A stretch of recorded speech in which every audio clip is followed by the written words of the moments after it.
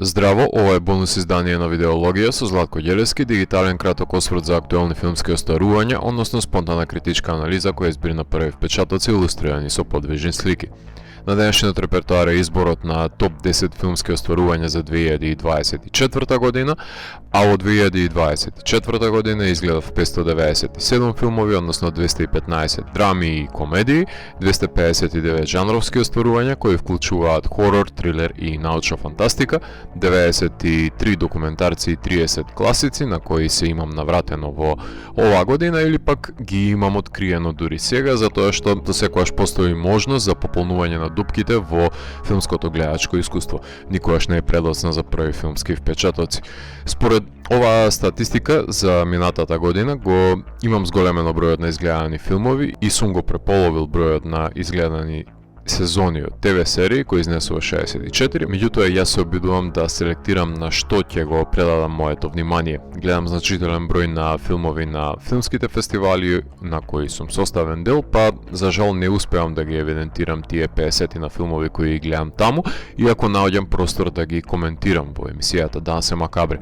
Тие се должат или на моje жирирање награди, модерирање на разговори или пак дел од подготовката на емисиите за изданијата на фестивалите, така што тие филмови морам да посочам дека не се земаат предвид за изборот на топ 10 филмови на годината, се до оној момент додека не станат широко достапни на дигиталните пространства, односно завршат на некоја платформа и им биде при крај фестивалскиот, односно репертоарскиот живот, за да може да ги погледне секој љубител на филмот, наместо да практикувам елитизам за филмови кои во склоп на околности сум имал можност да ги погледнам, а другите немале, така што не сум таков надмен критичар. Круцијално е за мене да може да го пронајдете филмот за кој можеби ќе ве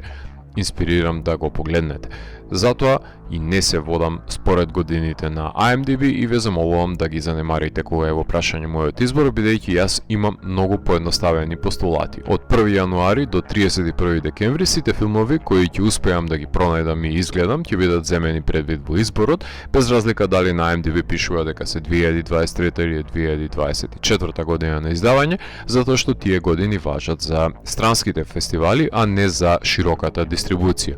Во прологот на минатогодишниот избор веќе напоменав два филма кои не беа достапни, иако беа наградени на големите фестивали, и тие филма колку и да ви делуваат застарено завршија на оваа листа, затоа што ги гледав јануари оваа година, па по тој принцип победникот на Берлинале и на Венеција исто така нема да се квалификуваат за оваа листа, затоа што со поместувањето на Оскарите во март се помести и периодот за објавување на скринерите и студијата подоцна ги спроведуваат нивните кампањи, односно наместо во декември ги добиваме филмовите во јануари и февруари за да ја искористат актуелноста во престојниот период на агитирање за доделување на наградите.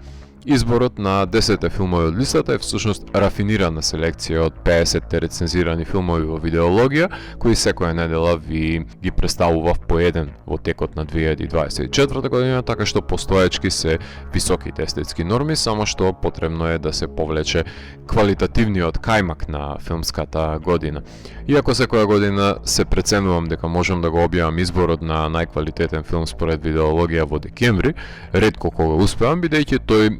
проклет месец сум растргнат во правење на останатите топ листи, паралелно со рецензирање на филмовите од месецот, така што комплетирањето на 50 епизоди само по себе е чудо, кое бара многу жртви, па затоа ја оставам листата за јануари. Јас сум човек и мене ми треба барем еден ден да спијам повеќе од 5 часа. Сегрегацијата и оваа година ја направив на топ листа на хорор филмови, која ја представив во Дансе Макабре, филмови кои во секој поглед се супериорни од листата на Видеологија и не би било во ред да се тепаат со нив, затоа што би ги изеле живи, па затоа ги одвои во различни табори без разлика на квалитетите кои ги поседуваат. Доколку сте погледнале некои од минатогодишните избори на филм на годината на Видеологија, сте запознаени дека во изданието немам намера детално да ги рецензирам филмовите, секој од нив си има засебна епизода и редундантно е да се повторувам, меѓутоа ќе напоменам зошто токму тие филмови се издвоени од севкупниот број на изгледани филмови и зошто сметам дека секој човек треба да ги има погледнато, минимум поеднаш во својот краток живот, без разлика дали му се допаднале или не. Тука сме да уживаме и ја славиме убавината на филмот. Многу ме радува што во текот на годината може да се сретнам со неколку мина кои посветено ги гледаат епизодите на Видеологија и ми го соопштуваат тоа во лице и го ценат трудот кој го вложувам во нив, затоа што 2 работни дена секоја недела се потребни за комплетирање на едно издание на емисијата и особено сум горд на фактот што се тоа прилично интелигентни личности кои ги ценат моќите на филмот да оплеменат нечи живот и се свесни за неговата суштественост, па затоа секогаш се радувам да го слушнам нивното мнение кога ќе се сретнам за некој филм кој сум го рецензирал, без разлика дали ни се совпаѓаат мислењата или не. Гледачите на Видеологија добро знаат дека не сум циркузант кој се изживува врз делата само за да биде забавен за простата широка маса која не сака да научи ништо ново во животот и го гледа филмот само поради неговата забавна димензија, па затоа ја имаат согледано мојата заложба за достоинствено презентирање на погледнатите филмови, наместо циркузански да се исмевам со нивните недостатоци. Затоа бројот на гледаноста е помал, бидејќи целам на квалитет, а не квантитет, кој се должи на гледачи кои се подготвени да се искачат по скалилата на знаењето за да го достигнат и восприемат погледнатиот филм, а не да очекуваат филмот да биде симплифициран за да се сервира на нивно ниво во светкава панделка. Гледаноста ми е неважна метрика затоа што уметноста се поима на индивидуален начин, а поради тоа што ниту филмските работници кај нас, ниту пак гледачите на нивните филмови сакаат да ја поддржат емисијата посветена на нивната уметност, што мене ми е потполно нејасно бидејќи јас ги промовирам и поддржувам нивните филмови во Дансе Макабре, но сето тоа го препишувам на македонскиот автодеструктивен синдром и менталитетот на ракови во лонец со зовриена вода, па доколку би постоела обостраност, односно реципроцитет на поддршка, не би биле толку јадни како нација, а дотогаш Видеологија ќе биде посветена на љубителите на филмот, кои сакаат да слушнат што имам да кажам за нивните омилени филмови, да откријат некоја моја препорака, затоа што со самото тоа што некој филм заврши во Видеологија, тоа треба да биде доволна назнака дека е во прашање врвно дело кое се издвојува од останатите. Така што, седнете во удобноста на вашите домови и опуштете се. Започнуваме со листата.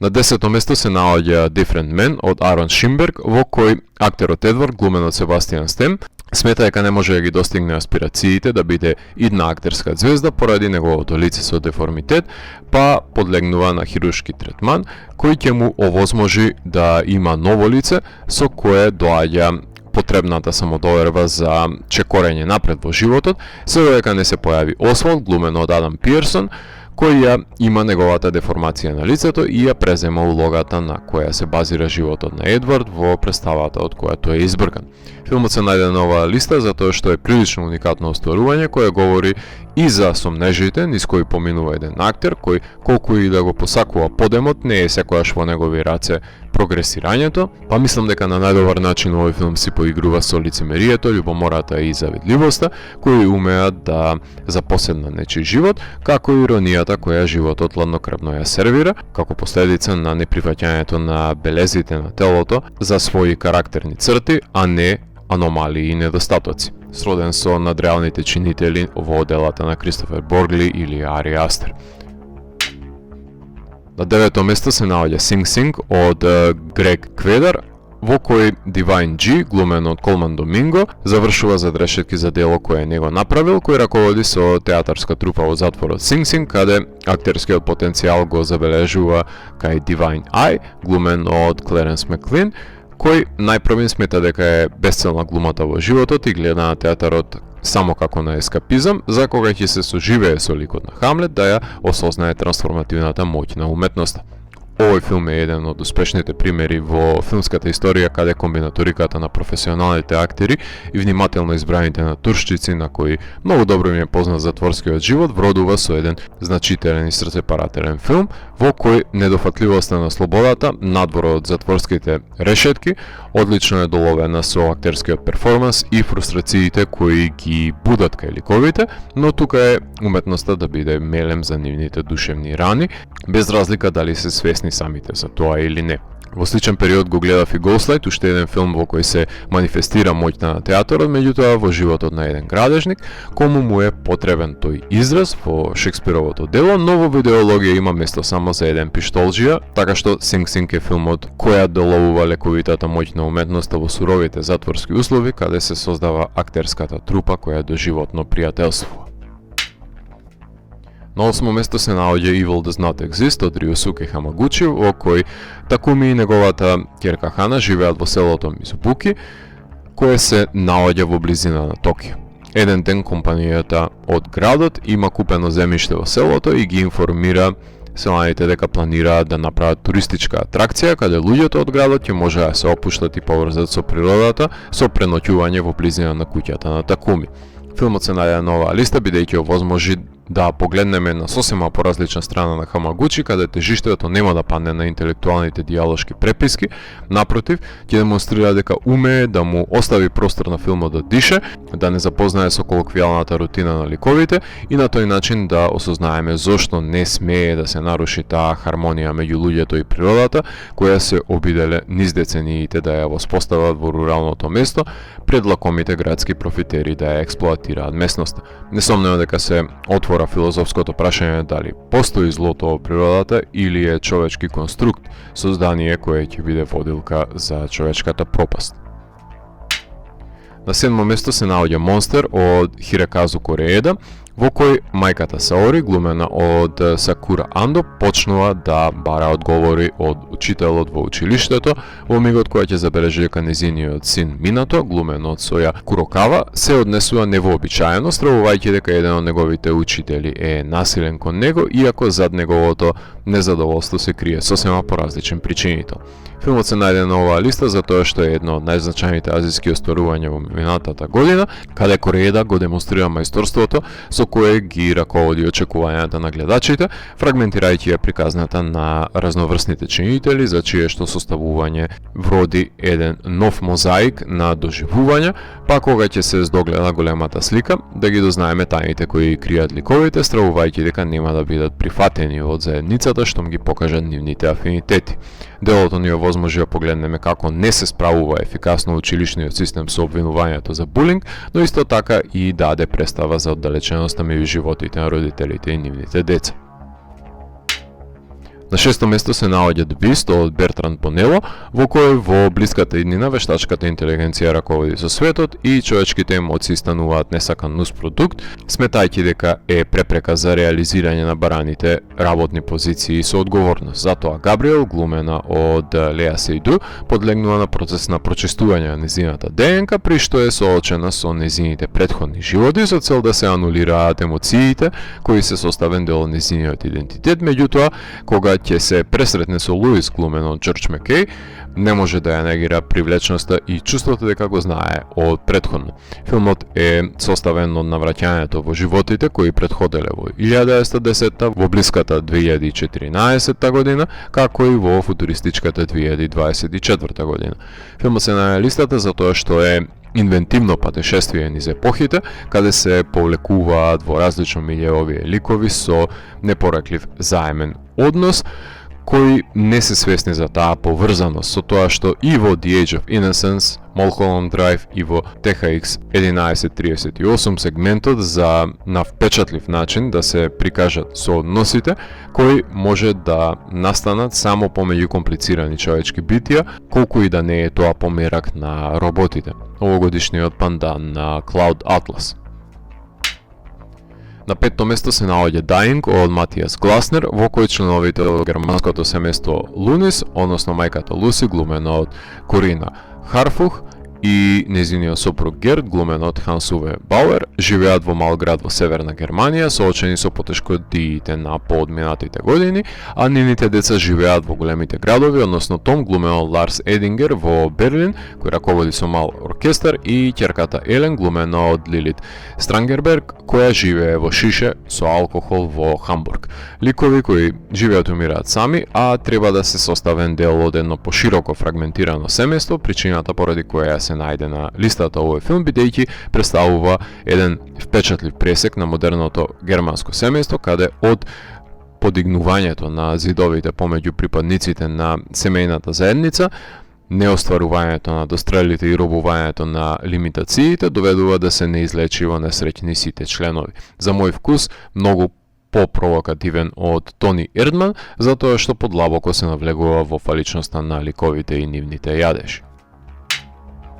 На четврто место се наоѓа Анора од Шон Бейкер, во кој протагонистката Анора, глумена од Мајки Медисон, е 23 годишна сексуална работничка од Бруклин, која ја носи импулсивната одлука да се омажи со синот на руски олигарх Иван, односно Вања, глумен од Марк Ейделштајн. Меѓутоа, штом неговите родители ќе дознаат за бракот, ќе побараат од нив да биде поништен по секоја цена. Еден од последните филмови кои се довлечка до врвот на оваа листа, затоа што Бейкер има снимено енергичен филм, на кој многумина може да му подзавидат и поради продирањето во светот на сексуалните работнички, имплементирањето на комичните агенси, меѓутоа, најмногу поради катарзичната ерупција на емоции кои извираат во поднесувањето на суровата шлаканица на реалноста во епилогот на филмот.